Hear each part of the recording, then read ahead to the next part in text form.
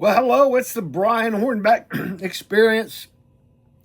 Man, what just happened to my voice? Anyway, clearly I did not try to clear my voice before I started. But anyway, it is the Brian Hornback Experience, and I'm looking up to see the episode. We are in the Old Forge Distillery podcast studio, and I am wearing a shirt from a distillery that's no longer in business. H. Clark Distillery was in Thompson Station down there in Williamson County, and they actually ended up becoming part of Company Distilling, which is in Townsend and Thompson Station, and now they have a spot in Lynchburg, Tennessee. But anyway, we're at episode 184. This is going to be Father's Day, Knox County, and etc. Okay? So, first of all, it is Father's Day. I'm recording this on June the 15th. It is Father's Day. I've had a great Father's Day. I have two sons. One is 34, one is 29. And from about the time we raised a girl from the time she was 3 until she was 18. So, to all you dads, those of you that are birth dads, stepdads, father figures, happy Father's Day. I hope it's been a good time for you. It's been a great day for me. Got to still have my dad here among us, and got to went up to have sit in his church service with him today, my brother and I, and had a good time. And then we went and had breakfast, and then I came home and kind of chilled, and here I am doing a podcast. I'm watching the NASCAR race going on in Mexico City right now. I don't know, I don't have my glasses on. I have to have glasses for far away vision. So I can't really tell you what lap they're in, but they're in about the third stage. But anyway, I decided to come on and talk about that. As I get older, I'm 58 today, currently. My youngest son will turn 30 before I turn 60. But I just want to say that being a father is sometimes not always easy. I've been fortunate that my wife and I have been married now for 30-some years, 37. I almost said 37 years. But I know a lot of you dads that you've had to separate from your family, and so it's hard sometimes to father and to co-parent. And I know that's I'm sure that's tough. I don't want to say I know that's tough because I haven't ever been in that situation, but I do want to say that those of you who have continued to maintain relationships with your kids, either close or at least checking on them periodically, kudos to you. Those of you that for whatever reason you haven't been able to, maybe it's through a situation of custody. I understand that, but once your children get older and you have the opportunity, even if there's been a relationship there, I think it's incumbent upon fathers to try to at least have that relationship, have that conversation, and reach out. I can't imagine any father going more than a few weeks, a few months without having talked to their child, no matter how old or how young their child is. So we've got telephones, we've got FaceTime, we've got all kinds of ways to communicate. So if you can't be there in person, at least communicate. That's my soapbox issue for this Father's Day. Let's talk about a few things that have been in the news. Those of you that follow BrianHornback.com, both online and in particular Facebook, I want to say that if you're on Facebook, if you're on Twitter, X, if you're on Threads, and if you're on Truth Social, every story that gets posted to brianhornback.com ends up on the brianhornback.com Facebook page. It ends up on X. It ends up on Threads, and it ends up on Truth Social. I'm willing and able to look at other social media in order to get it out. We have heavy traffic. I thank you for that. Those of you that have been constantly checking my content, I thank you for that. But I want to talk about some things that are coming up in the next couple of weeks. You've heard about the whole controversy about the Knox County Juvenile Center, right? So Richard Bean, who the Juvenile Service Center is named after, has been running that office since 1972. That's a photo of Richard in his office, lined with photos. My photos there, along with many others, I'm sure. But my understanding is all those pictures are now down and they're in boxes. They're in plastic boxes, about to go to, I guess, either Richard's home here or Richard's farm up in Virginia. But the office is cleaned out. Apparently, back around April the 7th, if you can believe every word that has been said, that has been printed in the Knoxville News Sentinel, comptroller's office showed up over at juvenile court. There were some allegations, I guess. And again, if you can believe the narrative, that is totally printed in the daily paper. Then Mr. Bean, wanted to terminate someone who apparently is like a nurse and someone who's like an IT person over there. And so he did that, and then the mayor and the juvenile court judge found out about it. They instructed Mr. Bean to put them back to work. Interestingly enough, the mayor is quoted in the paper as saying that it was going to be it was going to cost a lot of money by lawsuits. It's really kind of funny that the mayor would say that.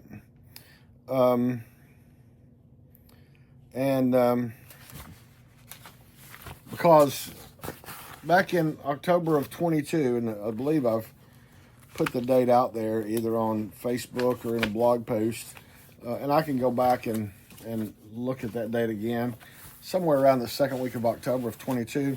I met with the mayor. We met outside the Ham and Goodies on over at Middlebrook Pike and Cedar Bluff Road, and I had talked to him about some concerns I had, and I had made a comment to him about how the county was going to write a check for someone who had filed a lawsuit against the county for wrongful termination, and he told me that the county would not write a check, but in fact, within less than 60 days, the county had written a check. So, I don't think that you should always be fearful of lawsuits if you're in the county, but I also don't think you should govern because of lawsuits. But I think what it really boils down to is that the Juvenile Service Center, since it was created, has answered to a 3-member board, along with some ex officios that make up that 3-member board. And from the rumor or hearsay, because it's not been, I'm going to call it hearsay because it's not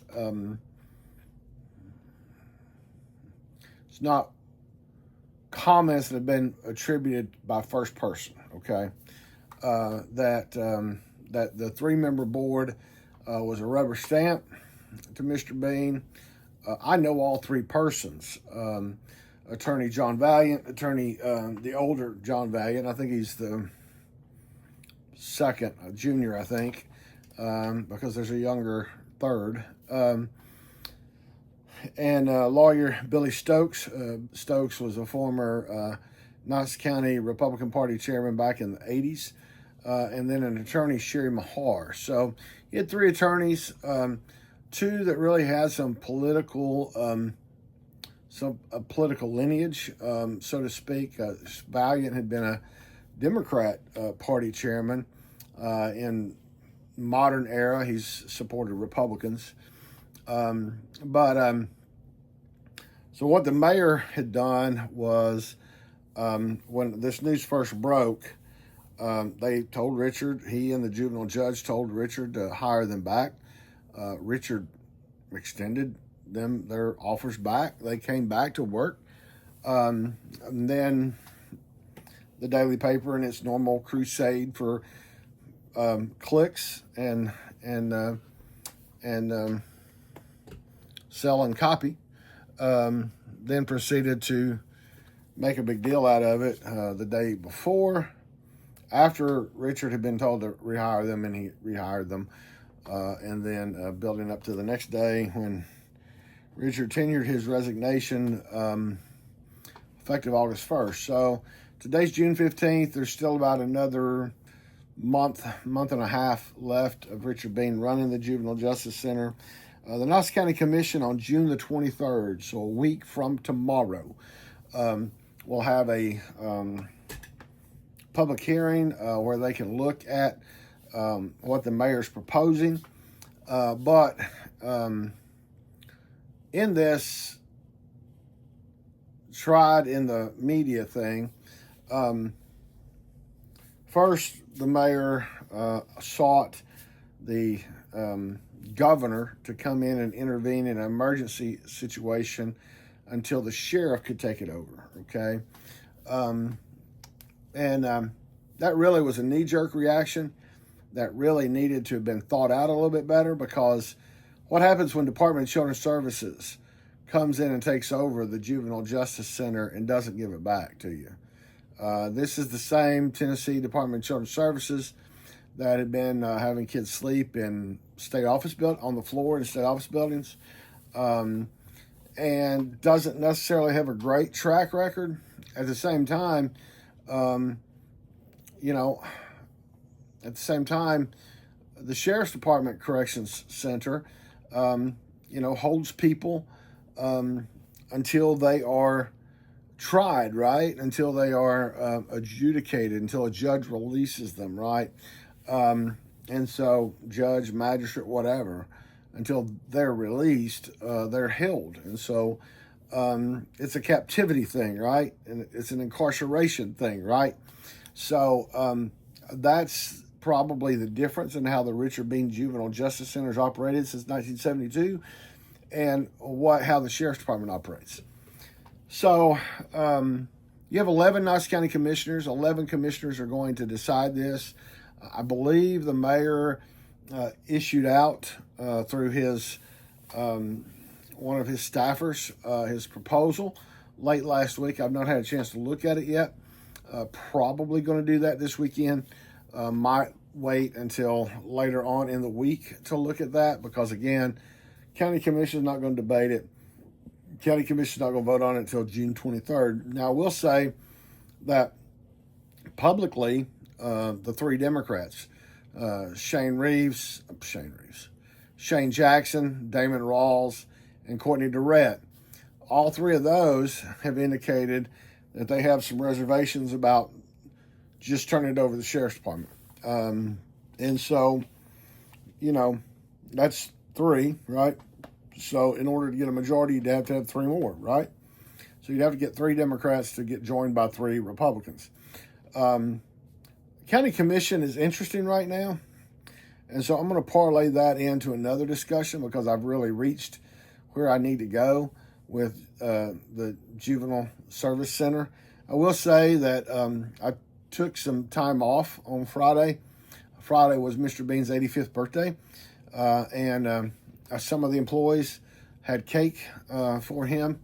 And so I went over and just took him a birthday card and saw Richard and extended my appreciation to for the work he's done. You know, having been a blogger for almost 21 years, and now having been an employee of the county, or for an office holder of the county, you know, I've seen things from both sides, right? So I've seen things as a blogger for 21 years, and now I've seen things for the last 3 years, 2.5 years, from the perspective of inside the government and what is reported and what's true and not true and what's, you know, spin. I mean, let's just face it. You've got I think a now 34-year-old reporter over there that likes to beat up on the Blount County Sheriff's Department, the Blount County DA, the Sheriff's Department investigative reporter, and you know, he's 34. Again, there's lots of things that you can pick out of his stories that's spin, that's interpretation, that's rumor, that is his conclusion. And so again, it's not true journalism. Remember, I'm a blogger, okay? So I do come at this. One of the most interesting things was toward the end of Jack McElroy's time as the editor of the daily paper. You know, he commented to me that, well, you perform a journalistic task. Yes, I perform a journalistic task. That's true. However, I'm not bound by the same criteria that what we call the legacy media, the full-time media, the main media do. This is a hobby that has become my blog, my podcast, my everything, okay, when I'm not working. Because, trust me, the amount of money this produces is not enough to sustain the living for me and my family, okay? So let's just, you know, it is what it is. But I spend a lot of time doing it, yes, but it's not my full-time deal. You got another reporter over there who's an investigative reporter who's just turned 24 years old. So it's like, you know, come on. I mean, when I started 21 years ago, what would I have been, 37? So, you know, and you got their editor now, the guy that replaced McElroy. You know, he's at 53, 54 years old. I mean, so again, these are people who haven't been in this community, haven't seen this community, and their influences and how they reach conclusions could be coming from the 34-year-old comes from West Tennessee. Went to school at a school in, I believe, Nashville. The younger one, she came from Virginia, right out of the suburbs of D.C., to Missouri, to Knoxville. The editor came from like Louisville, Kentucky, and who knows where before that. So, again, they really need to get into the county and understand state law, understand county charter, because the way Knox County operates as a county charter form of government, home rule charter form of government, is not the same way that 93 other counties operate in this state. Shelby County has a charter, Knox County has a charter. The other 93 counties, Nashville has a metropolitan form of government. And then the other 92 counties operate as state entities, right? So enough of that. So the county commission's got to start deciding this, okay? So you got 3 commissioners that have kind of said, we need to make sure we know what we're talking about. Well, it's just so interesting that if you needed another 3, the county mayor has more or less picked a fight with 3 of them. He's picked a fight with, from when you have Democrats, you have folks who are on the other extreme of that, right? You got Republicans, and you got, in Republican politics, back when I was party chairman, 20 years ago, you had two factions of the Republican Party. Now you have more than two, okay? So you have folks that are, I would consider liberal, and I think one side of my party calls them rhinos. I don't quite understand that. Then you have some moderates that are kind of like, well, they seek some good from one and some good from the other, and end of the day just want to do what's right for the party and for the government. And then you have the conservatives. Well, it's interesting that back during the budget process, the county, some of the county commissioners, some of the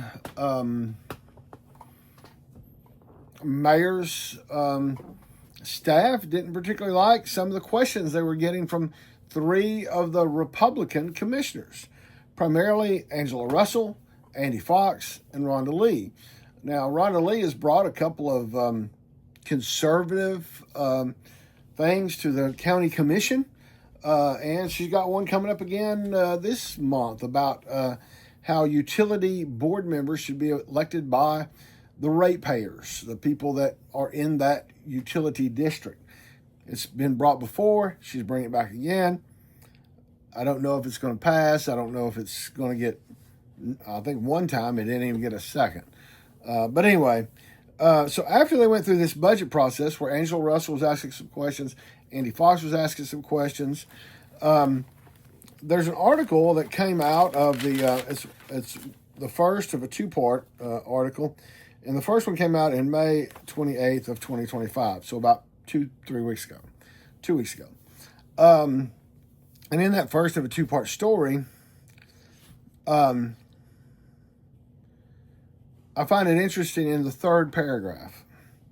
Both Knox leaders, we're talking about Jacobs and Russell, both Knox leaders spoke to Farragut Press, with Jacobs' office contacting the paper last week, eager to amplify his issues with Russell. Let's go back to that. Both Knox leaders spoke to the Farragut Press.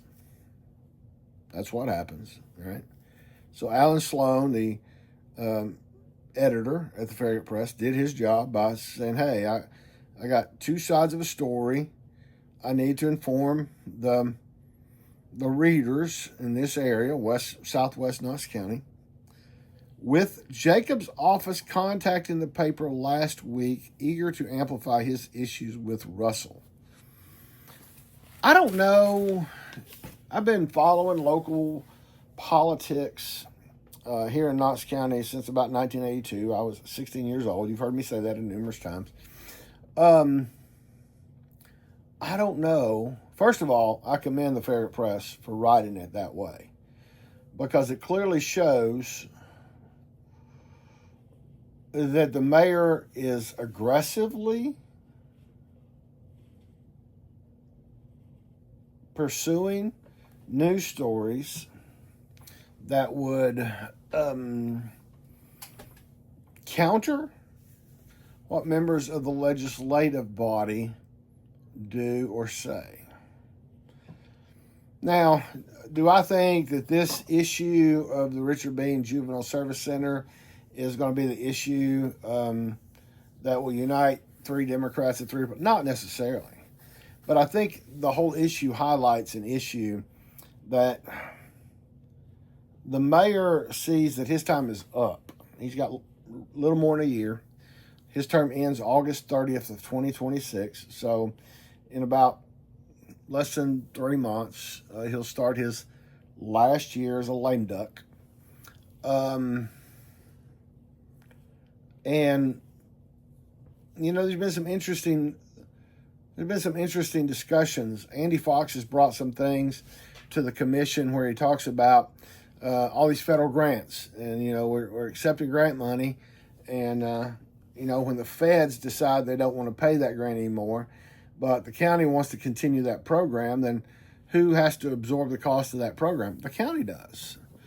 And so, Fox has been wanting to pursue an avenue to where the commission is aware and voting on those before they're submitting applications. That's too arduous. That's too much work. is basically what the county said. So now what the county's going to do is they're going to do it by putting it onto the agenda as a spread of record to make the commissioners aware, and then I guess the commissioners can dig into it. And the reason for that is right after Fox became a commissioner, he had found, one of his constituents had found a grant that the county was proposing through planning that really negatively would have made Knox County look pretty bad. So ultimately that grant was pulled, and so it wasn't pursued. But that's kind of the nexus of that. And then during the budget process, Fox was bringing up some issues of the money that's given to Visit Knox, and apparently Visit Knox contributes money to LGBTQ plus things like the Pride Parade. And so, Fox was again asking about that in this budget process. And the county was very quick to say, not our money, not our money. And I understand the county's position that, they tell Visit Knoxville, look, we're going to give you money, but we don't want any money going to we don't want any money going to Pride with Visit Knox. I think it's a very simple solution. I don't know that it's necessarily followed at Visit Knox, because if you give an entity money and you say, okay, I don't want my $20 going to this, but how do you really know unless they're doing specific line items? The other issue that has kind of been brought to my attention is that, the county budget is about 50 pages.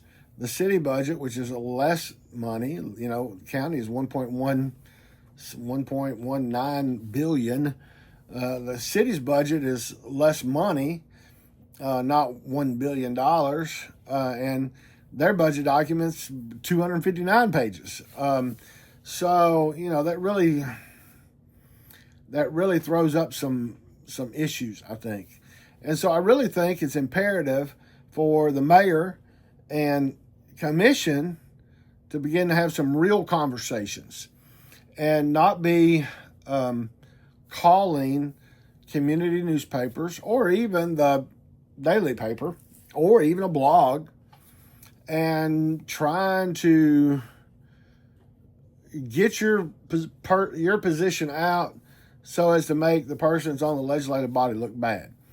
The difference in Glenn Jacobs and Angela Russell or Andy Fox is that they both are relatively new. They're in their first year of a 4-year term. Mayor Jacobs is he's on a quick, accelerated countdown to his term ending. And so while you got one who's semi-experienced at 7.5 years as county mayor, you got somebody who's really just learning the job. And so I think that's where the yin and the yang, that's where the push or pull of the tug rope happens. And I don't think it's good for a governmental entity that's $1 billion to have this kind of constant friction and trying to have some hired staff or the mayor himself contacting a community paper and trying to gin up controversy. I think if the mayor needs to go talk to Angela Russell, he needs to call her and he needs to go meet her at a location in her district, and they need to sit down and talk about it. They don't need to be ginning up in the news, so to speak. So we'll see how it all shakes out. End of the day, here's what I'm going to sum up on the Richard Bean Justice Center thing. It's about putting more money into the county coffer. I've been told that there's an interview out there on with Channel 6 where the mayor is talking with criminal defense attorney Greg Isaacs and Lori Tucker, and he basically says that. Now, did he mean it in the way he said it? I'm pretty much you say it, you mean it, we go from it. So I'll try to watch that before the next episode, before the next time we talk about this. But what happens is if the county reverts to a system where they're appointing the board members to the Juvenile Service Center board, if the sheriff takes it over, then ideally the sheriff will be in charge of the officers at the Juvenile Service Center.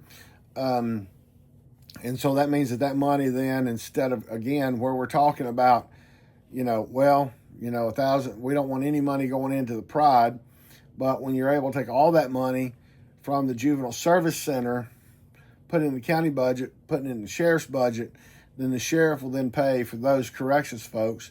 Well, and then he's got to pay for the food and the commissary and all that other good stuff. And that money just kind of gets bundled back up in there, right? It's as real as a grocery salesman, customer service person in state programs can explain to you.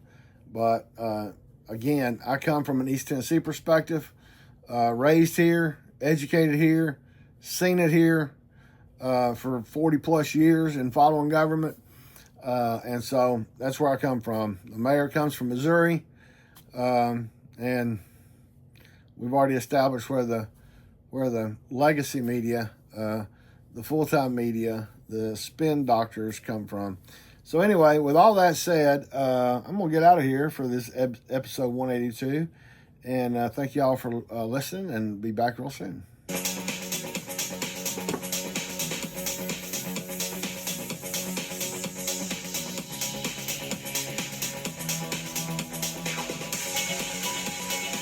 Old Forge Distillery. Marsha Blackburn, U.S. Senator, Cameron Sexton, Speaker of the House, happened to be holding one of his koozies as we speak, and Knox County Trustee Justin Biggs, all on BrianHornback.com, along with Old Forge Distillery, along with Jennifer Montgomery of Wallace Real Estate, along with